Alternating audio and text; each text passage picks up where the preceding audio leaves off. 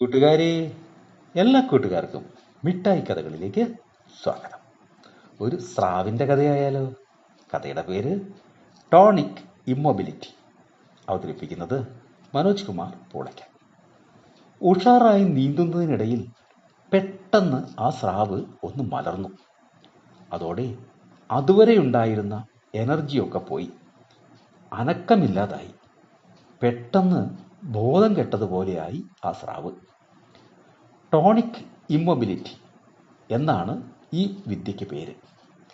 ചില സ്രാവുകൾ ഇങ്ങനെ പെട്ടെന്ന് അനക്കമറ്റ് മലർന്നു കിടക്കുന്നതിൻ്റെ കാരണം ആർക്കും അറിയില്ലായിരുന്നു.